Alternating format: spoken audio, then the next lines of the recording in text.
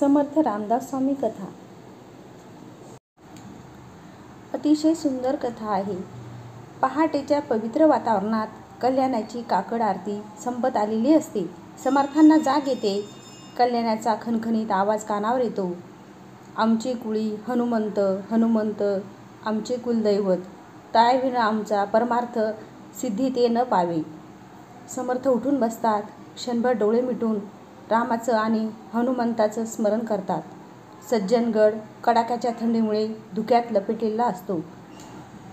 बाहेर राम मंदिरात समईच्या प्रकाशात रामाची मूर्ती उजळून निघालेली असते. दात खिळी बसेल अशी थंडी. पण कल्याण तशा थंडीतही पहाटे 3ला उठून गार पाण्याने आंघोळ करून रामाच्या पूजेला रमलेला असतो. समर्थ कुटीबाहेर येतात.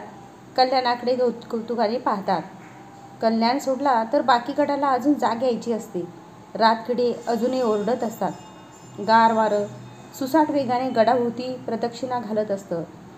श्रीराम जय राम, जय जय राम. समर्थ बाहेरूनच रामरायाला हात जोडतात. कल्याणाचं लक्ष जातं. तो लगबगीने धावत येतो. नमस्कार करतो. महाराज, कशाला या थंडीत बाहेर पडलात?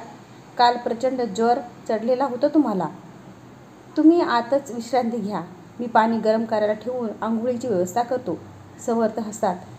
अरे, या देहाची काळजी मी कशाला करू? तो रामराय आहे ना. ते काही नाही. आज तुम्ही विश्राम केलाच पाहिजे. कल्याणही मागे हटणारा नसतो. समर्थ परत मनमोकळेपणाने हसतात. पण त्यांना खोकल्याची प्रचंड उबळ येते. थांबत नाही. कल्याण घाबरतो. त्यांना पाणी प्यायला देतो आणि आतमध्ये परत झोपवतो. अंगावर भगवी शाल पांघरतो आणि बाहेर येतो. हळूहळू गडावरचे इतर शिष्यही जागे व्हायला लागतात. दसऱ्याचा मोठा उत्सव गडावर होणार असतो. शिवाय राजेही नव्या मोहिमेवर निघण्याआधी दसऱ्याच्या मुहूर्तावर गडावर येणार अशी माहिती मिळालेली असते. आपोआप एक वेगळाच उत्साह गडावर संचारलेला असतो. गडाची डागडुजी, साफसफाई, धर्मशाळेची व्यवस्था, मंडपाची उभारणी, धान्य कोठाराची देखभाल, येणाऱ्या जाणाऱ्या भक्तांची व्यवस्था, एक ना अनंत कामे. सर्व शिष्य मनापासून कामाला लागलेले असतात. तरी बाहेर गावावरून उत्सवापुरत्या येणाऱ्या काही हंगामी शिष्यांमध्ये कल्याण मात्र समर्थाचा फारच लाडका. ही भावना मात्र कुठेतरी बोचायची. शिष्यांच्या तर नाना तऱ्हा. कोणी किती साधना केली यावरून पैजा. एक म्हणे, मी दासबोधाची शत पारायणे केली आहेत. दुसरा त्यावर कुरघोडी करी. हा म्हणता माझी 500 पारायणे या दास नवमीला पूर्ण होतील. तिसरा सामील व्हायचा. गंभीर चेहरा करून आकाशाकडे लांब नजर लावून म्हणायचा, रामरायाने या देहाकडून 5 कोटी रामनाम पूर्ण करून घेतलं आहे. मग इतर साधक यांच्याकडे आदराने वगैरे बघायला लागायचे. हळूच विषय मग कल्याणाकडे घसरायचा. एक म्हणायचा, महाराज दयाळू आहेत. विद्याभ्यासात अजिबात गती नसल्याने त्याला अश्रयतीला आहेत. श्रीराम श्रीराम. दुसरे वयस्कर गुरस्थ म्हणायचे, शिशवी खांबासारखा सणसणीत वाढला आहे. नुसता पुख्खी झोडतो 4 वेळेला. कधी जप करणे म्हणून नाही, कधी दासबोधाचे वाचन म्हणून नाही, कधी ध्यान म्हणून नाही, कधी आपल्याबरोबर चर्चेत भाग घेणे नाही. अहो, आपलं तर सोडा. समर्थांचे प्रवचन सुरू असताना हा खुशाल गडावरची इतर कामे करत बसतो. हो, किती अपमान तो गुरूंचा. अशा आणि अनेक चर्चा तिथे चालायच्या. पण कल्याणसमोर आला रे आला की सर्वांची बोलती बंद. त्याला सर्व काही कळायचे आणि समर्थांना सुद्धा. दोघांनाही फक्त मोज वाटायची. कल्याणाच्या अंतरागत वाहणारा रामनामाचा धबधबा समर्थांना जाणवायचा. त्याच्या हृदयात फुललेल्या हनुमंत नामाचा सुगंधाचा दरवळ समर्थापर्यंत पोहोचायचा. ज्याने समर्थासमोर बसून त्यांच्या मुखातून निघणारा दासबोधरूपी खजिना आपल्या अप्रतिम हस्ताक्षराने कायमचा बंदिस्त केला. ज्याने तो लिहिता लिहिताच पाठ आणि आत्मसात सुद्धा करून टाकला.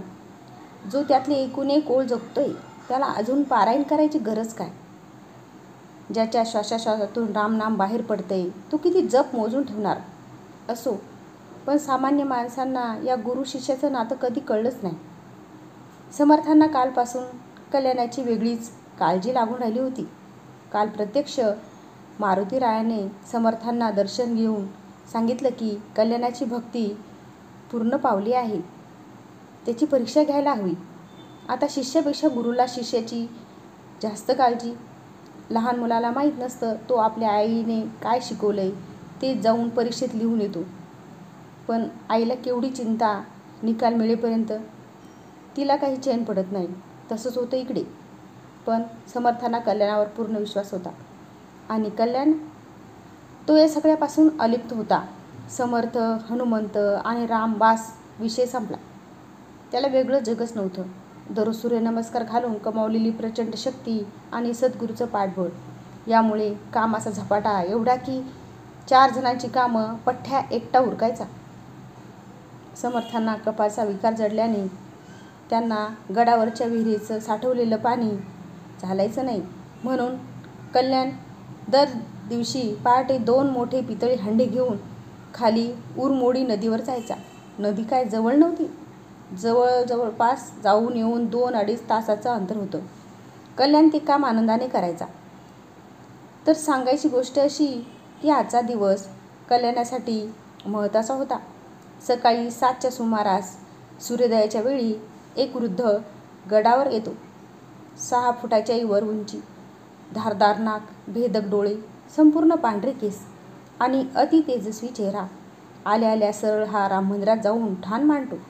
समर्थ कुटीतूनच नमस्कार करतात. इतर भक्तही क्षणभर त्या वृद्धाकडे बघतात आणि आपापल्या कामाला लागतात. 9च्या सुमारास न्याहारीसाठी सगळ्यांना बोलावलं जातं. समर्थ कल्याणाला सांगतात, अरे कल्याणा, देवळात ते पाहुणे आलेले दिसतायत, त्यांनाही बोलाव बरं का. कल्याण देवळात येतो, वृद्धाला नमस्कार करतो आणि म्हणतो, महाराज, न्याहारी तयार आहे, आपण खाऊन घेता का. वृद्ध डोळे न उघडता उत्तर देतो, मी फक्त पाणी घेतो. मला 2 मोठे हंडे भरून पाणी आण. आणि हो, मला हे विहिरीचं पाणी चालत नाही, मी फक्त नदीचंच पाणी घेतो. कल्याण विचारात पडतो. ते बघून वृद्ध खेकसतो, पाणी नसेल तर नको, मी राहीन उपाशी. झटकन कल्याण उत्तरतो, नाही महाराज, मी आलोच. सकाळी भरून आलेल्या हंड्यातले 2-3 तांबे पाणी तो समर्थांच्या कुटीत ठेवतो. समर्थ ध्यानस्थ झालेले असतात. उरलेलं पाणी त्या वृद्धाला देतो. वृद्ध एका घोटातच ते पाणी संपून टाकतो आणि म्हणतो, मला थोड्या वेळाने अजून लागेल. कल्याण म्हणतो, काळजी नसावी, मी आणतो भरून. समर्थांना पण अजून पाणी लागेल. म्हणून हा तसंच तडक न्याहारी न करता गड उतरायला लागतो. मुखात रामनाम सुरूच असतं. नदीवर हंडे भरतो आणि नेहमीपेक्षा वेगाने जवळजवळ धावतच हा परत गडावर येतो. जवळपास 11 वाजलेले असतात. वृद्ध ते पाणी तात्काळ संपवतो. आता गडावरची सगळीच चाट पडतात. हे प्रकरण काहीतरी वेगळंच आहे हे सर्वांना जाणवतं. अर्ध्या तासाने परत वृद्धाची हाक, तहान लागली आहे, पाणी आहे का. आता कल्याण यायच्या आतच गडावरचे 2-3 सेवेकरी धावतात. महाराज, आम्ही व्यवस्था करतो पाण्याची. तर वृद्ध त्यांच्याच अंगावर खेकसतो, तुला सांगितले का. हा आहे ना. कल्याणाकडे बघून, एवढा खाऊन माजलाय, काय झालं याला. आणि तुला जमत नसेल तर सांग, मी जातो. हे ऐकून कल्याण गडबडतोच. वृद्ध रागावून गेला तर समर्थांना काय वाटेल. शिवाय आलेले भक्त हा परमेश्वराचाच अंश. परमेश्वर रागावून गेला तर कसं होईल. तो हात जोडतो, महाराज, तुम्ही शांत व्हा, मी लगेचच निघतो, तुम्ही चिंता करू नका. बिचारा परत 2 हंडे घेऊन गड उतरायला लागतो. ते 2 प्रचंड पितळी हंडे पाण्याने भरून वर आणता आणता कल्याणाला आता धाप लागायला लागते. अंगावरच्या शिरा तटतटून फुगायला लागतात. सर्वांग घामाने भिजून जातं. पण आलेला प्रत्येक भक्त हा परमेश्वरच, ही भावना समर्थामुळे मनात एवढी रुजलेली असते की जे करतोय ते रामरायासाठी. बास, मनात दुसरा विचारच नाही, विकल्पच नाही. हा गडावर कसा बसा येतो. जेवणाची वेळ कधीच उलटून गेलेली असते. कल्याणाला टोचून बोलणारे सुद्धा आता हळहळत असतात. कितीही असोय असली तरी प्रत्येकाचा तो लाडकाच असतो. वृद्ध मात्र देवळात तसंच मांडी घालून आणि डोळे मिटून बसलेला असतो. गडावरील बायका मात्र त्यांच्या लाडक्या कल्याणाला उपाशी बघून वैतागलेल्या असतात. आल्या आल्या त्याला हाक मारून जेवायला बसवतात. 3 वाजून गेलेले असतात. हा अन्नाला नमस्कार करतो, रामाचं नाव घेतो आणि पहिला घास तोंडात टाकणार तेवढ्यात जोरदार हाक कानावर येते. पाणी. कल्याण हसतो. भरल्या ताटाला नमस्कार करतो आणि उठतो. समर्थांसाठी आणलेलं पाणी तो वृद्धांसमोर ठेवतो आणि म्हणतो, महाराज, मी येईपर्यंत हे सेवन करावं. मी आलोच. आता 2च्या जागी 3 हंडे घेऊन कल्याणाची आकृती दूर जात दिसेनाशी होते. भक्त चुळबुळायला लागतात. समर्थांना सांगायला जावं तर ते सकाळपासून ध्यानात. कुटीचं दार बंद करायचं काय? कल्याण परत खाली येतो. आता वेग फारच मंदावलेला असतो, पण यावेळी त्याला लवकरात लवकर वर पोचायचं असतं. कारण समर्थासाठीचं पाणी पण त्याने त्या वृद्धाला दिलेलं असतं. आता आपल्या गुरूंना तहान लागली तर डोक्यावरच्या हंड्यांच्या ओझ्यापेक्षा हे ओझं मोठं असतं. काही करून समर्थाचं ध्यान संपायच्या आत गड गाठायला हवा. माझी गुरुमाऊली तहानलेली राहता कामा नये. किती ते गुरुप्रेम. धन्य ते समर्थ, धन्य ते कल्याण. डोक्यावर 1 आणि 2, हातात 2 असे घेऊन कल्याण एक पाऊल निश्चयाने टाकायला लागतो. दिवसभराचा उपाशी असा तो धपापत्या छातीने त्याही परिस्थितीत शक्य तेवढ्या वेगाने वर येतो. पण वेळ तर लागतोच. उन्हं कललेली असतात. बेशुद्ध पडायची वेळ आलेली असते. हृदय प्रचंड वेगाने धडधडत असतं. पावलं लटपटत असतात. वृद्ध आल्या आल्या सर्व पाणी पिऊन ढेकर देतो. संध्याकाळी आरतीची वेळ झालेली असते. सर्व मंदिरात जमतात. पण कोणी कोणाशी बोलत नसतं. सर्वांचं लक्ष मात्र त्या वृद्धावर खिळलेलं असतं. तेवढ्यात वृद्ध कल्याणाला बोलावून सांगतो, माझा आज रात्रीचा मुक्काम इथेच आहे. बाळा, तेवढी पाण्याची सोय करून ठेव. म्हणजे झाली. कल्याण हात जोडतो आणि पुन्हा उठतो. दोघं तिघे पुढे सरसावतात. पण हा नजरेनेच त्यांना थांबायला सांगतो. गड उतरायला सुरुवात होते आणि काय आश्चर्य! शरीर पिसागत हलकं होऊन प्रचंड वेग पकडत कल्याणाला काही कळायच्या आत उरमोडी नदीचं पात्र दिसायला लागतं. हा घाबरतो. मागे वळून बघतो तर तोच वृद्ध समोर उभा असतो. कल्याणा विचारतो, आपण खाली कधी उतरलात? माझ्या हातून काही चूक घडली का? वृद्ध हसतो आणि कल्याणाच्या डोक्यावर हात ठेवतो. क्षणार्धात समोर साक्षात हनुमंत प्रकट होतात. अणुपासून ब्रह्मांडा एवढा होत जात असे. त्याचं प्रचंड रूप बघून कल्याणाच्या डोळ्यातून अश्रू वाहायला लागतात.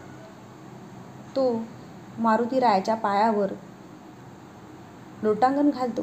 हनुमंत म्हणतात, बाळा, तुझ्या भक्तीने आणि सद्गुरुप्रेमाने मी प्रसन्न झालो. अशीच सद्गुरूंची सेवा करत राहा. आज तू पूर्ण झालास. काही कळायच्या आत तेजाचा एक प्रचंड लोळ आकाशात विलीन होतो. कल्याण डोळे उघडतो. बघतो तर काय, समोर गडाचे दरवाजे दिसत असतात. आरती सुरू झालेली असते. हा धावत आत शिरतो. कुठे डोकावतं तर समर्थ तिथे नसतात. देवळातही नसतात. हा तसाच धावत मागच्या पठारावर जातो. लांबवर धाब्याच्या मारुती शेजारी एक रुंद दगडावर समर्थ बसलेले असतात. समोरचा सूर्य मावळतीला आलेला असतो. सारं आकाश लालेलाल झालेलं असतं. उरमोडीचं खोर केशरी रंगाने चमचमत असतं. समर्थाच्या डोळ्यात पाणी टाकलेलं असतं. कल्याण त्यांना लोटांगण घालतो. डोळ्यातून आनंदाश्रू वाहत असतात. काहीच न बोलता एकमेकांना सर्वच समजलेले असते. समर्थ कल्याणाच्या डोक्यावरून हात फिरवतात आणि त्यांच्या खणखणीत आवाजात मनाच्या श्लोकामध्ये अजून एका पुष्पाची भर पडते.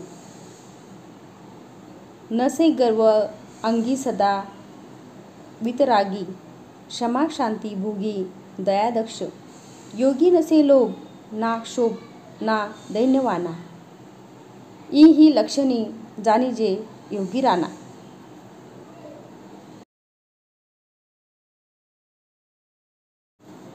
जय जय रघुवीर समर्थ. व्हिडिओ आवडल्यास लाईक, शेअर आणि सबस्क्राईब जरूर करा. धन्यवाद.